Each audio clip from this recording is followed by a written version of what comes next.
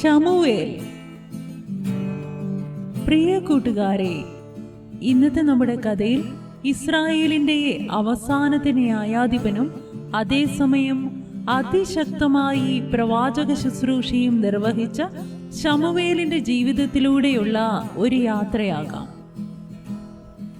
Israel മക്കൾ യോശുവയുടെ നേതൃത്വത്തിൽ കനാൻ ദേശം അവകാശമാക്കുകയും യോശുവയുടെയും അവനോട് കൂടെ ഉണ്ടായിരുന്ന മൂപ്പന്മാരുടെയും മരണം വരെ അവർ യഹോവയുടെ കൽപ്പനകളെ അനുസരിച്ച് ജീവിക്കുകയും ചെയ്തിരുന്നു. ദൈവത്തിൽ നിന്ന് അകന്നുപോയ പുതിയ തലമുറ പലപ്പോഴും ശത്രുക്കളാൽ ആക്രമിക്കപ്പെട്ട് അവർക്ക് കീഴടങ്ങേണ്ടി ജീവിക്കേണ്ട ഒരവസ്ഥ വന്നു. തങ്ങളുടെ കഷ്ടതയിൽ അവർ സത്യദൈവത്തെ വിളിക്കുകയും ദൈവത്തിന് അവരോട് മനസ്സലിവ് തോന്നി അവർക്ക് വേണ്ടി ന്യായാധിപന്മാരെ എഴുന്നേൽപ്പിക്കുകയും അവരെ ശത്രുക്കളിൽ നിന്ന് വിടുവിക്കുകയും ചെയ്തിരുന്നു. അങ്ങനെ ഏകദേശം 450 വർഷത്തോളം അവർ തങ്ങൾക്ക് ബോധിച്ച പ്രകാരവും ന്യായാധിപന്മാരുടെ കീഴിലുമായി മാറി മാറി ജീവിച്ചു. പിതാക്കന്മാരിൽ നിന്ന് പകർന്നു കിട്ടിയ അറിവിനപ്പുറമായി ദൈവവുമായി വ്യക്തിപരമായ ഒരു ബന്ധവും ഇല്ലാതിരുന്ന ഇസ്രായേൽ മക്കൾക്ക് ആ കാലങ്ങളിൽ ദൈവശബ്ദവും അപരിചിതവും അപൂർവവുമായ ഒന്നായിരുന്നു. ആ കാലത്ത് എഫ്രയീം മലനാട്ടിലെ രാമ എന്ന് ചുരുക്കപ്പേരിൽ അറിയപ്പെടുന്ന രാമാഥയീം സോഫീം എന്ന സ്ഥലത്ത് എൽക്കാന എന്നൊരു മനുഷ്യൻ ജീവിച്ചിരുന്നു. അവൻ ഇസ്രായേലിലെ ലേവി ഗോത്രത്തിലെ ഒരംഗമായിരുന്നു. എൽക്കാനയ്ക്ക് 2 ഭാര്യമാർ ഉണ്ടായിരുന്നു. ഒരാൾക്ക് ഹന്ന എന്നും മറ്റേയാൾക്ക് പെനീന എന്നും പേരായിരുന്നു. പെനീനയ്ക്ക് പുത്രന്മാരും പുത്രിമാരും ഒക്കെ ഉണ്ടായിരുന്നു. എന്നാൽ ഹന്നയ്ക്ക് മക്കളില്ലായിരുന്നു. അവരെല്ലാ വർഷവും സൈന്യങ്ങളുടെ യഹോവയെ നമസ്കരിക്കുന്നതിനും അവന് യാഗം കഴിക്കുന്നതിനു വേണ്ടി ശീലോവിലേക്ക് പോകുക പതിവായിരുന്നു. അന്ന് യഹോവയുടെ നിയമപെട്ടകം ഇരിക്കുന്ന യഹോവയുടെ ആലയം ശീലോവിലായിരുന്നു. തന്റെ ഭർത്താവ് അധികം സ്നേഹിക്കുന്ന ഹന്നയ്ക്ക് മക്കളില്ലാത്തതിനാൽ ഈ യാത്രയിലൊക്കെ ഹന്നയെ മുഷിപ്പിക്കുകയും വ്യസനിപ്പിക്കുകയും ചെയ്യുന്നത് പെനീനയ്ക്ക് ഒരു ഹരമായിരുന്നു. എൽക്കാന യാഗം കഴിക്കുന്ന സമയത്ത് തന്റെ ഭാര്യയായ പെനീനയ്ക്കും അവളുടെ സകല പുത്രന്മാർക്കും പുത്രിമാർക്കും അവർക്കുള്ള ഓഹരി കൊടുക്കും. എന്നാൽ അവൻ ഹന്നയെ അധികം സ്നേഹിക്കുന്നത് കൊണ്ട് അവൾക്ക് ഇരട്ടി ഓഹരി കൊടുക്കും. പക്ഷേ തന്റെ ഭർത്താവിന്റെ സ്നേഹമോ ഇരട്ടി ഓഹരിയോ ഒന്നും പെനീനയുടെ വാക്കുകൾ സൃഷ്ടിക്കുന്ന വേദനയെ അതിജീവിക്കാൻ ഉതകുന്നതായിരുന്നില്ല. അവൾ കരഞ്ഞ് പട്ടിണി കിടന്നു. പിന്നെ ഹന്ന എഴുന്നേറ്റ് യഹോവയുടെ ആലയത്തിലേക്ക് ചെന്നു. അവൾ പ്രസവിക്കാതെ വണ്ണം അവളുടെ ഗർഭപാത്രത്തെ അടച്ചത് യഹോവ തന്നെ ആയിരുന്നു. അത്യുന്നതനായ ദൈവത്തിന് കൊല്ലുവാനും ജീവിപ്പിക്കുവാനും അധികാരമുണ്ടെന്നും അവൻ മച്ചിക്ക് മക്കളെ നൽകുവാൻ കഴിവുള്ളവനാണെന്നും ഹന്ന മനസ്സിലാക്കി. അവൾ യഹോവയുടെ സന്നിധിയിൽ മനോവ്യസനത്തോടെ കരഞ്ഞു. തനിക്ക് ഒരു പുരുഷ സന്താനത്തെ നൽകിയാൽ അവനെ യഹോവയ്ക്ക് ജീവപര്യന്തം സമർപ്പിക്കും എന്നവൾ ഒരു നേർച്ചയും നേർന്നു. ഈ സമയത്ത് പുരോഹിതനായ ഏലി യഹോവയുടെ ആലയത്തിന്റെ വാതിൽക്കൽ ഇരിക്കുകയായിരുന്നു. ഹന്ന അതിവേദനയോടെ ഹൃദയത്തിൽ നിന്ന് പ്രാർത്ഥിച്ചതുകൊണ്ട് അവളുടെ അധരങ്ങൾ അനങ്ങിയതല്ലാതെ ശബ്ദമൊന്നും പുറത്തു വന്നിരുന്നില്ല. ഇത് കണ്ട ഏലി അവൾ വീഞ്ഞു കുടിച്ച് മത്തയായിരിക്കുന്നു എന്ന് തെറ്റിദ്ധരിച്ചു. എന്നാൽ സംഭവത്തിന്റെ സത്യാവസ്ഥ മനസ്സിലാക്കിയപ്പോൾ ഏലി അവളെ അനുഗ്രഹിച്ചു. പിന്നെ അവൾ തന്റെ വഴിക്ക് പോയി ഭക്ഷണം കഴിച്ചു. അവളുടെ മുഖം പിന്നെ വാടിയതുമില്ല. അനന്തരം അവർ അതികാലത്ത് എഴുന്നേറ്റ് യഹോവയുടെ സന്നിധിയിൽ നമസ്കരിച്ച ശേഷം തിരിച്ച് രാമയിൽ തന്റെ വീട്ടിലേക്ക് പോയി. ദൈവം ഹന്നയെ ഓർത്തു. അവൾ ഗർഭം ധരിച്ച് ഒരു മകനെ പ്രസവിച്ചു. ഞാൻ അവനെ യഹോവയോട് ചോദിച്ചു വാങ്ങി എന്ന് പറഞ്ഞ് അവന് ശമൂവേൽ എന്ന് പേരിട്ടു. ഈ ശമൂവേലാണ് ഇന്നത്തെ നമ്മുടെ കഥയിലെ പ്രധാന നായകൻ. ഒരു പക്ഷേ പെനീനയുടെ പരിഹാസങ്ങളും കുറ്റപ്പെടുത്തലുകളും ഇല്ലായിരുന്നുവെങ്കിൽ താൻ മക്കളില്ലാത്തവൾ എന്ന യാഥാർത്ഥ്യത്തെ മനസ്സുകൊണ്ട് അംഗീകരിച്ച് എൽക്കാനയുടെ സ്നേഹത്തിൽ സംതൃപ്തയായി തൻ്റെ ജീവിതം അവൾ മുൻപോട്ട് നയിച്ചേനെ. എന്നാൽ നമ്മുടെ ജീവിതത്തിൽ ദൈവം അനുവദിക്കുന്ന ചില മുള്ളുകൾ നമ്മിൽ നിന്ന് ജന്മം കൊള്ളണം എന്ന് ദൈവം ആഗ്രഹിക്കുന്ന ചിലതൊക്കെ പുറത്തു വരാൻ ഇടയാക്കും. അതിൽ വെളിപ്പെടുന്നത് ദൈവത്തിൻ്റെ പരമാധികാരവും നമ്മോടുള്ള ദൈവത്തിൻ്റെ കരുണയുമാണ്. ശരി, നമുക്ക് കഥയിലേക്ക് തിരിച്ചു വരാം. അങ്ങനെ കുഞ്ഞ് ശമൂവേൽ വളർന്നു തുടങ്ങി. പിന്നീടുള്ള കുറച്ചു വർഷങ്ങൾ ഹന്ന അവർ സ്ഥിരമായി പോകാറുള്ള വർഷാന്തര യാഗത്തിൽ പങ്കെടുക്കാൻ പോയില്ല. ശമൂവേലിന്റെ മുലകുടി മാറുന്നതുവരെ വിട്ടുനിൽക്കുവാനും അതിനുശേഷം തൻ്റെ നേർച്ച പോലെ ശമൂവേലിനെ ജീവപര്യന്തം യഹോവയ്ക്ക് സമർപ്പിക്കുവാനും അവൾ ഉറപ്പിച്ചിരുന്നു. എൽക്കാന അത് സമ്മതിക്കുകയും ചെയ്തു. അങ്ങനെ അവൾ വീട്ടിൽ താമസിച്ച് മുലകുടി മാറും വരെ കുഞ്ഞിന് മുല കൊടുത്തു.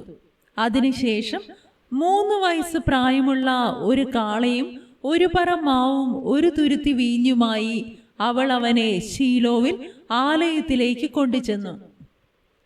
തുടർന്ന് അവിടെ വെച്ച് അവർ കാളയെ അറുത്തു. പിന്നെ ചെറുപ്പമായിരുന്ന ശമൂവേൽ ബാലനെ ഏലിയുടെ അടുക്കൽ കൊണ്ടുചെന്നു. അവൾ ഏലിയോട് താൻ ആരാണെന്നും ഈ ബാലൻ ആരെന്നുമൊക്കെ വിവരിച്ചതിനു ശേഷം അവനെ യഹോവയ്ക്ക് ജീവപര്യന്തം സമർപ്പിച്ചു. അവിടെ വെച്ച് അവർ യഹോവയെ നമസ്കരിച്ചു. ഹന്ന യഹോവയോട് പ്രാർത്ഥിച്ചു. അവൾ ശമൂവേലിനെ വിട്ടുപിരിയുന്നു എങ്കിലും അവളുടെ ഹൃദയം യഹോവയിലും അവന്റെ രക്ഷയിലും സന്തോഷിച്ചു. പിന്നെ എൽക്കാന കുടുംബമായി രാമയിൽ തന്റെ വീട്ടിലേക്ക് പോയി. ശമൂവേൽ പുരോഹിതനായ ഏലിയുടെ മുമ്പിൽ യഹോവയ്ക്ക് ശുശ്രൂഷ ചെയ്തു. പുരോഹിതനായ ഏലിയുടെ മക്കളും പുരോഹിതന്മാരായിരുന്നു. എന്നാൽ അവർ നീചന്മാരും യഹോവയെ ഓർക്കാത്തവരും ആയിരുന്നു. അവർ ഇസ്രായേൽ മക്കൾ യഹോവയ്ക്ക് യാഗമർപ്പിക്കുമ്പോൾ യാഗമൃഗത്തിന്റെ മേധസ് ദഹിപ്പിച്ച് കഴിയുന്നതിന് മുമ്പ് തന്നെ എടുക്കാൻ തന്റെ ബാല്യക്കാരെ വിടും. കൊടുക്കാൻ തയ്യാറായില്ലെങ്കിൽ ബലം പ്രയോഗിച്ച് അവർ എടുത്തിട്ട് പോകുമായിരുന്നു. അതുമാത്രവുമല്ല, അവർ സമാഗമന കൂടാരത്തിന്റെ വാതിൽക്കൽ സേവ ചെയ്യുന്ന സ്ത്രീകളോട് കൂടെ ശയിക്കുകയും ചെയ്യുമായിരുന്നു.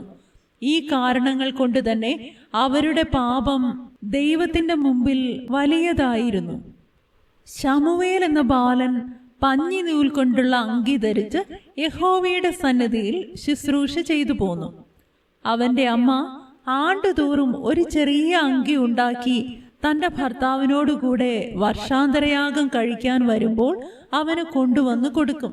ഹന്ന യഹോവയ്ക്ക് സമർപ്പിച്ച ശമൂവേൽ എന്ന ബാലന് പകരം യഹോവ ഹന്നയ്ക്ക് 3 പുത്രന്മാരെയും 2 പുത്രിമാരെയും നൽകി. വർഷങ്ങൾ മുമ്പോട്ട് പോയി. ഏലി വൃദ്ധനായി തുടങ്ങി. ഏലിയുടെ മക്കളാകട്ടെ ദുഷ്പ്രവൃത്തിയിൽ വർദ്ധിച്ചു വന്നതല്ലാതെ ഒരു മാനസാന്തരവും അവരിൽ ഉണ്ടായില്ല. അവരെ തിരുത്തുവാനുള്ള കാര്യമായ ശ്രമങ്ങളൊന്നും ഏലിയുടെ ഭാഗത്തു നിന്ന് ഉണ്ടായതുമില്ല. ഏലി ദൈവത്തെക്കാളധികം തന്റെ മക്കളെ ബഹുമാനിച്ചു. അവരുടെ ദുഷ്പ്രവൃത്തികൾ നിമിത്തം അവരെ നശിപ്പിക്കുവാൻ യഹോവ തീരുമാനമെടുത്തിരുന്നു. ഒരു വശത്ത് പൗരോഹിത്യ ശുശ്രൂഷ ചെയ്യുന്ന ഏലിയുടെ മക്കൾ ദുഷ്പ്രവൃത്തികളിൽ വളർന്നു വന്നപ്പോൾ ശമൂവേൽ ബാലനോ വളരുംതോറും യഹോവയ്ക്കും മനുഷ്യർക്കും പ്രീതിയുള്ളവനായി വളർന്നു വന്നു.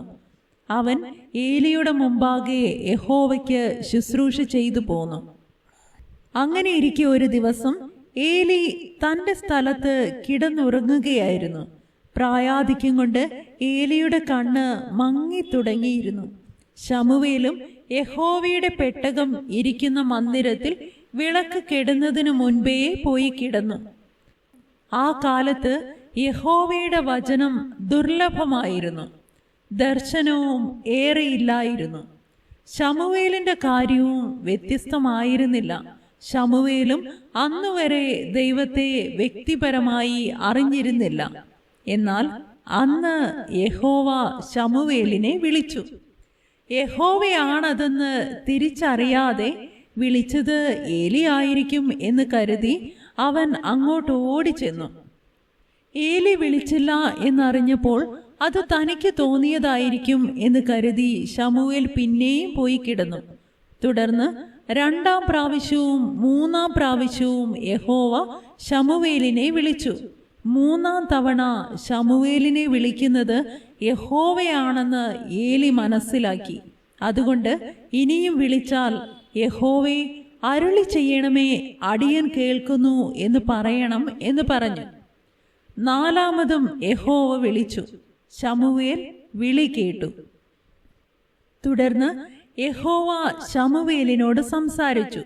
ഏലിയുടെ പുത്രന്മാർ ചെയ്യുന്ന ദൈവദൂഷണം ഏലി അറിഞ്ഞിട്ടും അവൻ അവരെ ശാസിച്ചമർത്താത്തതുകൊണ്ട് അവർക്ക് വച്ചിരിക്കുന്ന ശിക്ഷയെക്കുറിച്ച് ശമൂവേലിനോട് ദൈവം സംസാരിച്ചു. യഹോവ നേരിട്ട് വന്ന് ശമൂവേലിനോട് സംസാരിക്കുന്നതിന് മുൻപ് തന്നെ ഒരു ദൈവപുരുഷൻ മുഖാന്തരം ഈ കാര്യങ്ങൾ ദൈവം ഏലിയെ നേരിട്ടും അറിയിച്ചിട്ടുണ്ടായിരുന്നു. ഏലിയുടെ പുത്രന്മാരായ ഹൊഫ്നിയും ഫിനെഹാസും ഒരു ദിവസത്തിൽ തന്നെ മരിക്കും എന്നും പൗരോഹിത്യം ഏലിയുടെ ഭവനത്തിൽ നിന്നും മാറ്റപ്പെടുമെന്നും ദൈവം പറഞ്ഞിരുന്നു. ദൈവം വാക്കുമാറാത്തവനും വാഗ്ദാനങ്ങളിൽ വിശ്വസ്തനുമെന്ന് നമ്മൾ പറയുമ്പോൾ നാം എപ്പോഴും ഓർമ്മിക്കേണ്ട ഒന്നുണ്ട്. ദൈവത്തിന്റെ ചില വാഗ്ദാനങ്ങൾ നിബന്ധനകളിൽ അധിഷ്ഠിതമാണ്. ഇവിടെയും ഏലിയുടെ ഭവനവും അവന്റെ പിതൃഭവനവും യഹോവയുടെ സന്നിധിയിൽ നിത്യം പരിചരിക്കുമെന്ന് യഹോവ കൽപ്പിച്ചിരുന്നു. എന്നാൽ ദൈവം ആഗ്രഹിച്ച വിധത്തിൽ ഏലിയോ ഏലിയുടെ മക്കളോ ദൈവവചനത്തിൽ നിലനിന്നില്ല. അതുകൊണ്ട് ദൈവം കൊടുത്ത വാഗ്ദാനത്തിന് നീക്കം വരുമെന്ന് ദൈവം അരുളി ചെയ്തു. തുടർന്ന് യഹോവ ശമൂവേലിന്റെ അടുത്ത് നിന്ന് പോയതിനു ശേഷം ശമൂവേൽ രാവിലെ വരെ കിടന്നുറങ്ങി. രാവിലെ എഴുന്നേറ്റ് യഹോവയുടെ ആലയത്തിന്റെ വാതിൽ തുറന്നു. എന്നാൽ താൻ കണ്ട ദർശനം ഏലിയെ അറിയിക്കാൻ ശമൂവേൽ മടിച്ചു.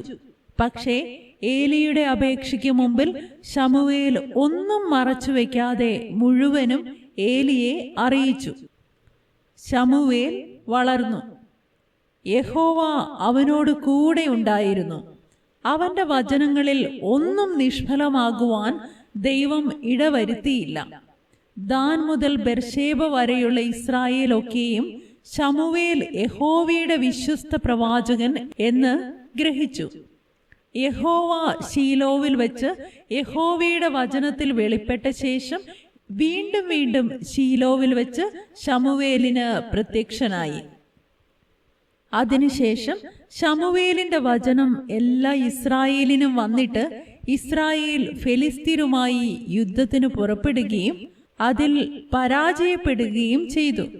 തുടർന്ന് അവർ ശീലോവിൽ യഹോവയുടെ ആലയത്തിലുണ്ടായിരുന്ന യഹോവയുടെ നിയമപെട്ടകം അവിടെ നിന്ന് എടുത്ത് പാളയത്തിലേക്ക് കൊണ്ടുവന്നു. പുരോഹിതനായ ഏലിയുടെ പുത്രന്മാരായ ഹൊഫ്നിയും ഫിനഹാസും അതിന് മുൻകൈ എടുത്തു. ഇസ്രായേലിന്റെ പാളയത്തിൽ യഹോവയുടെ പെട്ടകം വന്നതറിഞ്ഞ് ഫെലിസ്തീർ ആദ്യമൊന്നു ഭയന്നെങ്കിലും തുടർന്ന് നടന്ന യുദ്ധത്തിൽ 30,000-ഓളം ഇസ്രായേലിന്റെ പോരാളികൾ വീണുപോയി. കൂട്ടത്തിൽ ഏലിയുടെ 2 മക്കളും കൊല്ലപ്പെട്ടു. അതിനോടൊപ്പം യഹോവയുടെ പെട്ടകവും പിടിക്കപ്പെട്ടു. ഏലിയാകട്ടെ ദൈവത്തിന്റെ പെട്ടകത്തെക്കുറിച്ച് വ്യാകുലപ്പെട്ട് തന്റെ ആസനത്തിൽ ഇരിക്കുകയായിരുന്നു. ഏലി ആ സമയത്ത് 98 വയസ്സുള്ളവനും കാൺമാൻ വഹിയാതെ വണ്ണം കണ്ണു മങ്ങിയവനും ആയിരുന്നു. ഏലി ഭയപ്പെട്ടതുപോലെ പെട്ടകം പിടിപ്പെട്ടു പോയതും തന്റെ മക്കൾ കൊല്ലപ്പെട്ടതും അറിഞ്ഞപ്പോൾ അവൻ തന്റെ ഇരിപ്പിടത്തിൽ നിന്ന് പുറകോട്ട് മറിഞ്ഞു വീണ് കഴുത്തൊടിഞ്ഞ് മരിച്ചു. യുദ്ധത്തിൽ ജയിച്ച ഫെലിസ്തീർ പെട്ടകമെടുത്ത് അസ്തോദിൽ അവരുടെ ദേവന്റെ ക്ഷേത്രത്തിൽ കൊണ്ടുപോയി വെച്ചു. എന്നിട്ട് പിന്നീട് അവർ വന്നു നോക്കിയപ്പോൾ അവരുടെ ദേവൻ തലയും കാലും വേർപെട്ട് തകർന്നു കിടക്കുന്നതായി കണ്ടു. അതുമാത്രവുമല്ല, യഹോവയുടെ കൈ അസ്തോദ്യരുടെ മേൽ ഭാരമായിരുന്നു. അവൻ അവരെ മൂലരോഗത്താൽ ബാധിച്ചു. ഈ പ്രശ്നങ്ങൾക്ക് കാരണം ഇസ്രായേലിന്റെ ദൈവത്തിന്റെ പെട്ടകം അവിടെ ഇരിക്കുന്നത് കൊണ്ടാണ് എന്ന് അവർ വേഗത്തിൽ മനസ്സിലാക്കി. അതുകൊണ്ട് അവർ പെട്ടകത്തെ അവിടെ നിന്ന് ഗത്തിലേക്കും പിന്നീട് എക്രോനിലേക്കും കൊണ്ടുചെന്ന് വെച്ചു. ഈ ഇടങ്ങളിലെല്ലാം യഹോവയുടെ കൈ അവർക്ക് വലിയ ഭാരമായിരുന്നു. പലരും മരണപ്പെട്ടു. മരിക്കാതിരുന്നവർ മൂലരോഗത്തിൽ ബാധിതരായി. പട്ടണത്തിൽ വലിയ നിലവിളി ഉയർന്നു. ഇതിനുള്ളിൽ 7 മാസം കടന്നുപോയിരുന്നു. ഫെലിസ്ത്യർ പെട്ടകം കൊണ്ട് വല്ലാതെ ഭാരപ്പെട്ടു. അവർ അതിൽ നിന്ന് രക്ഷ നേടാൻ ആലോചിച്ച് പ്രശ്നക്കാരെയും പുരോഹിതന്മാരെയും വരുത്തി. തുടർന്ന് അവരുടെ ആലോചന പ്രകാരം അവർ പെട്ടകത്തെ അതിന്റെ സ്വന്തം ദേശത്തേക്ക് തിരിച്ചയക്കാൻ തീരുമാനിച്ചു. അതിനുവേണ്ടി അവർ ഒരു പുതിയ വണ്ടി ഉണ്ടാക്കി. അതിൽ ഇതുവരെയും നുകം വെച്ചിട്ടില്ലാത്ത 2 കറവയുള്ള പശുക്കളെ കൊണ്ടുവന്ന് കെട്ടി. തുടർന്ന് അതിൽ യഹോവയുടെ പെട്ടകം കയറ്റിവെച്ചു. പിന്നീട് ആ പശുക്കളെ ആരും തെളിക്കാതെ നിയന്ത്രിക്കാതെ സ്വന്തമായി പോകാൻ അനുവദിച്ചു. അത് കൃത്യമായി ഇസ്രായേലിൽ ബത്ശെമേശ്യരുടെ സ്ഥലത്ത് വന്നു നിന്നു. പെട്ടകം കണ്ട അവർ കിര്യത്ത് ഏയാരി നിവാസികളെ അറിയിക്കുകയും അവർ വന്ന് അതിനെ എടുത്ത് കുന്നിൻ മുകളിലുള്ള അബീനാദാബിന്റെ വീട്ടിൽ കൊണ്ടുപോയി വയ്ക്കുകയും ചെയ്തു. അവിടെ അത് ഏറിയ കാലം, ഏകദേശം 20 വർഷത്തോളം ഇരുന്നു. ഈ കാലമൊക്കെയും ഫെലിസ്ത്യരുടെ അടിമത്തത്തിൽ കീഴിൽ ജീവിച്ചു മടുത്ത ഇസ്രായേൽ യഹോവയോട് നിലവിളിച്ചു. അപ്പോൾ ശമൂവേൽ എല്ലാ ഇസ്രായേലിനെയും തന്റെ അടുത്ത് വിളിച്ചുകൂട്ടി അവരോട് തങ്ങളുടെ ഇടയിൽ നിന്ന് അന്യദൈവങ്ങളെ നീക്കിക്കളഞ്ഞ് പൂർണ്ണ ഹൃദയത്തോടെ യഹോവയെ അന്വേഷിക്കുവാനും അവനെ സേവിക്കുവാനും അങ്ങനെ ചെയ്താൽ ദൈവം അവരെ ഫെലിസ്ത്യരുടെ കയ്യിൽ നിന്ന് രക്ഷിക്കും എന്നും അറിയിച്ചു. അവരതനുസരിച്ച് വിഗ്രഹങ്ങളെ നീക്കിക്കളയുകയും തങ്ങളുടെ പാപങ്ങളെ ഏറ്റുപറഞ്ഞ് യഹോവയുടെ സന്നിധിയിൽ ഉപവസിച്ച് പ്രാർത്ഥിക്കുകയും ചെയ്തു. ഇസ്രായേൽ മക്കൾ മിസ്പയിൽ ഒരുമിച്ച് കൂടി എന്നറിഞ്ഞ ഫെലിസ്ത്യർ അവരോട് യുദ്ധത്തിന് പുറപ്പെട്ടു വന്നു. ശമൂവേൽ ഇസ്രായേൽ മക്കൾക്ക് വേണ്ടി യഹോവയോട് പ്രാർത്ഥിച്ചു. യഹോവ അന്ന് ഫെലിസ്ത്യരുടെ മേൽ ഇടിമുഴക്കി അവരെ പരിഭ്രമിപ്പിച്ചു. അവർ ഇസ്രായേലിനോട് തോറ്റു. എക്രോൻ മുതൽ ഗത്ത് വരെ ഫെലിസ്ത്യർ ഇസ്രായേലിനോട് പിടിച്ചെടുത്ത പട്ടണങ്ങൾ ഇസ്രായേലിന് തിരികെ കിട്ടി. അതിന്റെ അതിർനാടുകളും അവർ ഫെലിസ്ത്യരുടെ കയ്യിൽ നിന്ന് വിടുവിച്ചു. ആ സമയം മുതൽ ശമൂവേൽ ഇസ്രായേലിന് ന്യായപാലനം ചെയ്തു. അവൻ വർഷം തോറും ബേഥേലിലും ഗിൽഗാലിലും മിസ്പയിലും ചുറ്റി സഞ്ചരിച്ച് ന്യായപാലനം ചെയ്യുകയും തിരിച്ച് രാമയിൽ തന്റെ വീട്ടിലേക്ക് മടങ്ങി പോകുകയും ചെയ്യും. ശമൂവേൽ വൃദ്ധനായപ്പോൾ അവൻ തന്റെ പുത്രന്മാരായ യോവേലിനെയും അബിയാവിനെയും ഇസ്രായേലിന് ന്യായാധിപന്മാരാക്കി. എന്നാൽ അവർ ശമൂവേലിന്റെ വഴിക്ക് നടക്കാതെ ദുരാഗ്രഹികളായി കൈക്കൂലി വാങ്ങി ന്യായം മറിച്ചു കളഞ്ഞു. അതിനെ തുടർന്ന് ഇസ്രായേൽ മൂപ്പന്മാർ രാമയിൽ ശമൂവേലിന്റെ അടുക്കൽ വന്നു. ശമൂവേൽ വൃദ്ധനായതിനാലും മക്കൾ അപ്പന്റെ വഴിക്ക് നടക്കാത്തതിനാലും സകല ജാതികൾക്കും ഉള്ളതുപോലെ തങ്ങൾക്കും ഒരു രാജാവിനെ വാഴിച്ചു തരേണം എന്ന് ആവശ്യപ്പെട്ടു. ഇത് ശമൂവേലിന് അനിഷ്ടമായി. അവൻ യഹോവയോട് പ്രാർത്ഥിച്ചു. യഹോവ ശമൂവേലിനെ ആശ്വസിപ്പിച്ചു. അവർ തള്ളിക്കളഞ്ഞത് ശമൂവേലിനെ അല്ല എന്നും തന്നെയാണെന്നും ഒക്കെ പറഞ്ഞ് യഹോവ ശമൂവേലിനെ ആശ്വസിപ്പിച്ചു. അതോടൊപ്പം അവരുടെ ആഗ്രഹം പോലെ അവർക്കൊരു രാജാവിനെ വാഴിച്ചു കൊടുക്കാനും അവരെ വാഴുവാനിരിക്കുന്ന രാജാവിന്റെ ന്യായം അവരെ അറിയിക്കാനും ദൈവം അരുളി ചെയ്തു. ശമൂവേൽ അതനുസരിച്ച് കാര്യങ്ങൾ ഇസ്രായേൽ മക്കളെ അറിയിച്ചു. തങ്ങളിൽ നിന്ന് അഥവാ മനുഷ്യനിൽ നിന്ന് ഒരു രാജാവ് തങ്ങളെ വാഴുമ്പോൾ നേരിടേണ്ടി വരുന്ന എല്ലാ പ്രത്യാഘാതങ്ങളെക്കുറിച്ചും ശമൂവേൽ അവർക്ക് മുന്നറിയിപ്പ് നൽകി. എങ്കിലും തങ്ങളുടെ ആവശ്യത്തിൽ നിന്ന് പിന്മാറാൻ അവർ തയ്യാറായില്ല. തുടർന്ന് ശമൂവേൽ അവർക്ക് ബെന്യാമീൻ ഗോത്രത്തിൽ കീശിന്റെ മകനായ ശൗലിനെ അവർക്ക് രാജാവായി വാഴിച്ചു കൊടുത്തു. ദൈവത്തെ അനുസരിച്ച് ശൗൽ തന്റെ ഭരണം നന്നായി തുടങ്ങി. എങ്കിലും വേഗത്തിൽ പാതവിട്ട് തെറ്റി അനുസരണക്കേട് കാണിച്ചു. ശൗലിനെ രാജാവായി വാഴിച്ചതിൽ യഹോവയ്ക്ക് മനസ്താപമായി. ശൗൽ യഹോവയുടെ വചനങ്ങളെ തള്ളിക്കളഞ്ഞതുകൊണ്ട് യഹോവയും അവനെ രാജസ്ഥാനത്ത് നിന്ന് തള്ളിക്കളഞ്ഞു. ദൈവം തള്ളിക്കളഞ്ഞ ശൗലിനെ വിട്ട് ശമൂവേലും അകന്നു. ശമൂവേൽ രാമയിൽ തന്റെ വീട്ടിലേക്ക് പോയി. അവൻ ജീവപര്യന്തം ശൗലിനെ പിന്നെ കണ്ടില്ല. എങ്കിലും ശമൂവേൽ ശൗലിനെ കുറിച്ച് ഓർത്ത് ദുഃഖിച്ചു. എന്നാൽ താൻ ഇസ്രായേലിന്റെ രാജസ്ഥാനത്ത് നിന്ന് തള്ളിയ ശൗലിനെ കുറിച്ച് ദുഃഖിച്ചിരിക്കാതെ എഴുന്നേറ്റ് ബേത്ലഹേമിലേക്ക് പോയി അവിടെയുള്ള ഇശായിയുടെ മക്കളിൽ താൻ ഒരു രാജാവിനെ കണ്ടിരിക്കുന്നു എന്നും അവനെ രാജാവായി അഭിഷേകം ചെയ്യുവാനും ദൈവം ശമൂവേലിനോട് കൽപ്പിച്ചു. അതനുസരിച്ച് ശമൂവേൽ പുറപ്പെട്ട് ഇശായിയുടെ അടുത്ത് ചെന്നു.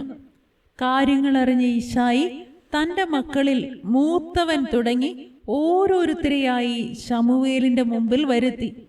മൂത്ത പുത്രന്മാരുടെ ആകാരവും മുഖവുമൊക്കെ കണ്ട ശമൂവേൽ അവരിൽ ഒരാളെ ആയിരിക്കും ദൈവം തിരഞ്ഞെടുത്തത് എന്ന് വിചാരിച്ചെങ്കിലും ആ ധാരണ തെറ്റാണെന്ന് ദൈവം പറഞ്ഞു.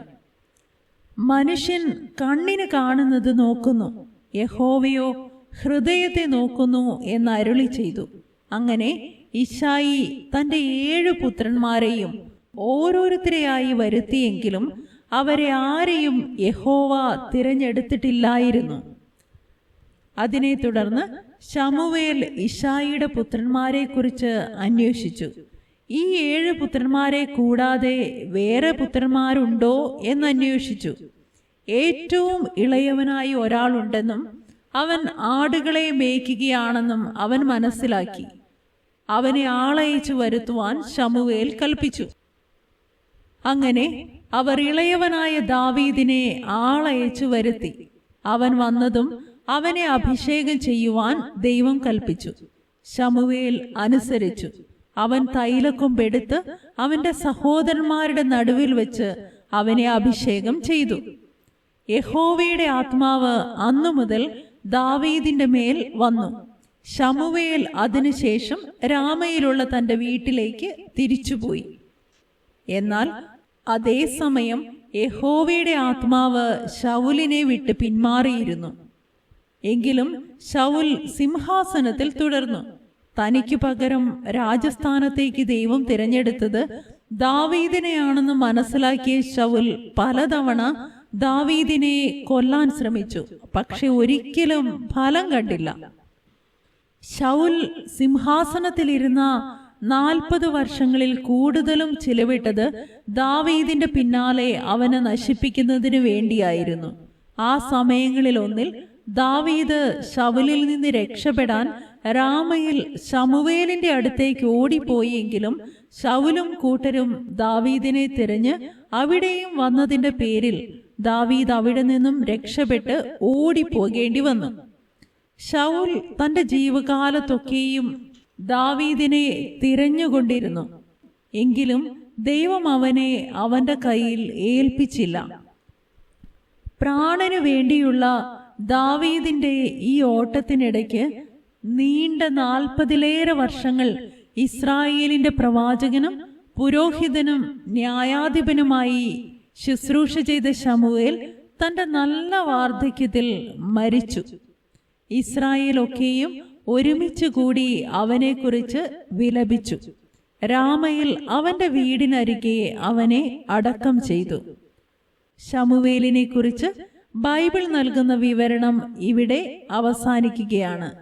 പുതിയൊരു കഥയുമായി അടുത്ത വീഡിയോയിൽ നമുക്ക് വീണ്ടും കാണാം. ദൈവം അനുഗ്രഹിക്കട്ടെ.